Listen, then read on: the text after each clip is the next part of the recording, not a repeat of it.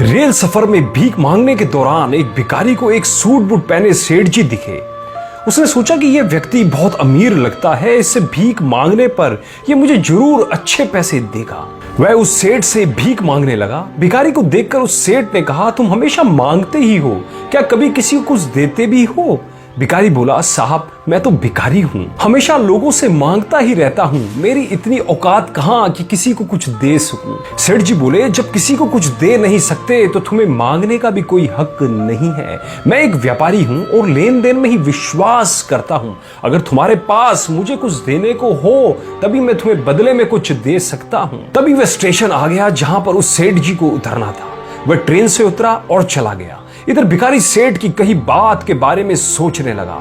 सेठ के द्वारा कही गई बात उस भिखारी के दिल में उतर गई। वह सोचने लगा कि शायद मुझे भीख में अधिक पैसे इसलिए नहीं मिलता क्योंकि मैं उसके बदले में किसी को कुछ दे नहीं पाता हूँ। लेकिन मैं तो भिखारी हूँ, किसी को कुछ देने के लायक भी नहीं हूँ। लेकिन कब तक मैं लोगों को बिना कुछ दिए केवल मांगता ही रहूंगा? बहुत सोचने के बाद भिखारी ने निर्णय किया कि जो भी व्यक्ति उसे भीख देगा तो उसके बदले में वह भी उस व्यक्ति को कुछ देगा। लेकिन अब उसके दिमाग में यह प्रश्न चल रहा था कि वह खुद भिखारी है तो भीख के बदले में वह दूसरों को क्या दे सकता है। इस बात को सोचते हुए दिन गुजर गया, लेकिन उसे अपने प्रश्न का कोई उत्तर नहीं मिला। दूसरे दिन जब वह स्टेशन के पास बैठा हुआ था तभी उसकी नजर कुछ फूलों पर पड़ी जो स्टेशन के आसपास के पौधों पर खिल रहे थे। उसने सोचा, क्यों ना मैं लोगों को भीख के बदले में कुछ फूल दे दिया करूं। उसको अपना यह विचार अच्छा लगा और उसने वहां से कुछ फूल तोड़ लिए और वह ट्रेन में भीख मांगने पहुंचा। जब भी कोई उसे भीख देता तो उसके बदले में वह भीख देने वाले को कुछ फूल दे देता। उन फूलों को लेकर वह लोग खुश होकर अपने पास रख लेते। अब भिखारी रोज फूल तोड़ता और भीख के बदले में उन फूलों को लोगों में बांट दिया करता।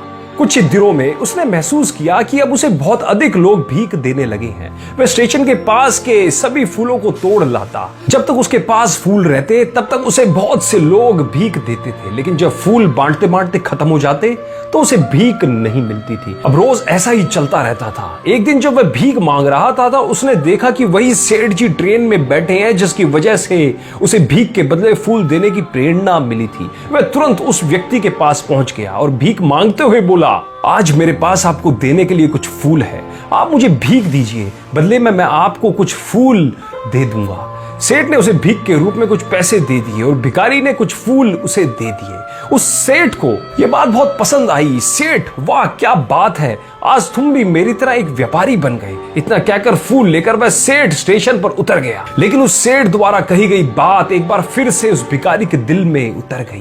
वह बार बार उस सेठ के द्वारा कही गई बात के बारे में सोचने लगा और बहुत खुश होने लगा। उसकी आंखें अब चमकने लगी थी। उसे लगने लगा कि अब उसके हाथ सफलता की वह चाबी लग गई है जिसके द्वारा वह अपने जीवन को बदल सकता है। वह तुरंत ट्रेन से नीचे उतरा और उत्साहित होकर बहुत तेज आवाज में ऊपर आसमान की ओर देख के बोला, मैं भिखारी नहीं हूं, मैं तो एक व्यापारी हूं। मैं भी उस सेठ जैसा बन सकता हूं, मैं भी अमीर बन सकता हूं। लोगों ने उसे देखा तो सोचा कि शायद यह भिखारी पागल हो गया है। अगले दिन से वह भिखारी उस स्टेशन पर फिर कभी नहीं दिखा। एक वर्ष बाद इसी स्टेशन पर दो व्यक्ति सूट बूट पहने हुए यात्रा कर रहे थे। दोनों ने एक दूसरे को देखा तो उनमें से एक ने दूसरे से हाथ मिलाया और कहा, क्या आपने मुझे पहचाना? सेठ जी, नहीं तो, शायद हम लोग पहली बार मिल रहे हैं। भिखारी ने कहा, सेठ जी आप याद कीजिए, हम पहली बार नहीं बल्कि तीसरी बार मिल रहे हैं। सेठ जी, मुझे याद नहीं आ रहा, वैसे हम पहले 2 बार कब और कहां मिले थे? अब पहला व्यक्ति मुस्कुराया और बोला, हम पहले भी 2 बार इसी ट्रेन में मिले थे। सेठ जी, मैं वही भिखारी हूं जिसको आपने पहली मुलाकात में बताया कि मुझे जीवन में क्या करना चाहिए और दूसरी मुलाकात में बताया कि मैं वास्तव में कौन हूं। सेठ, ओ याद आ गया, तुम वही भिखारी हो। मैंने एक बार भीख देने से मना कर दिया था और दूसरी बार मैंने तुमसे कुछ फूल खरीदे थे, लेकिन आज तुम सूट बूट पहने कहां जा रहे हो और आजकल क्या कर रहे हो? सेठ जी, मैं वही भिखारी हूं, लेकिन आजकल मैं फूलों का एक बहुत बड़ा व्यापारी हूं और इसी व्यापार के काम से दूसरे शहर जा रहा हूं। आपने मुझे पहली मुलाकात में प्रकृति का नियम बताया था जिसके अनुसार हमें तभी कुछ मिलता है जब हम कुछ दूसरों को देते हैं। लेन देन का यह नियम वास्तव में काम करता है। मैंने ये बहुत अच्छी तरह महसूस किया, लेकिन मैं खुद को हमेशा भिखारी ही समझता रहा। इससे ऊपर उठकर मैंने कभी सोचा ही नहीं। और जब आपसे मेरी दूसरी मुलाकात हुई तब आपने मुझे बताया कि मैं एक व्यापारी बन चुका हूं। अब मैं समझ चुका था कि मैं वास्तव में एक भिखारी नहीं बल्कि व्यापारी बन चुका हूं। मैंने समझ लिया था कि लोग मुझे इतनी भीख क्यों दे रहे हैं, क्योंकि वे मुझे भीख नहीं दे रहे थे बल्कि उन फूलों का मूल्य चुका रहे थे। सभी लोग मेरे फूल खरीद रहे थे क्योंकि इससे सस्ते फूल उन्हें कहां मिलते। मैं लोगों की नजरों में एक छोटा व्यापारी था, लेकिन मैं अपनी नजरों में एक भिखारी ही था। आपके बताने पर मुझे समझ आ गया कि मैं एक छोटा व्यापारी हूं। मैंने ट्रेन में फूल बांटने से जो पैसे इकट्ठे किए थे उनसे बहुत से फूल खरीदे और फूलों का व्यापारी बन गया। यहाँ के लोगों को फूल बहुत पसंद है और उसकी इस पसंद ने मुझे आज फूलों का एक बहुत बड़ा व्यापारी बना दिया। स्टेशन आने पर दोनों साथ उतरे और अपने अपने व्यापार की बात करते हुए आगे बढ़ गए। दोस्तों, इस कहानी में हमें भी बहुत कुछ सीखने को मिलता है। इस कहानी में सेठ जी लो और दो के नियम को बहुत अच्छी तरह जानते थे।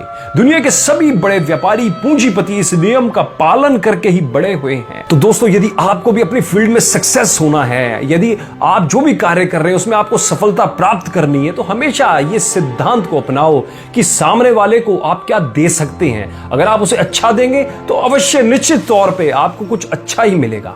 दोस्तों, मैं उम्मीद करता हूं इस हार्ट टचिंग स्टोरी ने आपके दिल को छुआ होगा और आपको जरूर प्रेरित करा होगा। और आपको प्रेरित करा हो तो हमें एक लाइक और अपना कमेंट जरूर कीजिएगा और अपने दोस्तों के साथ, रिश्तेदारों के साथ इस कहानी को जरूर शेयर कीजिएगा। धन्यवाद।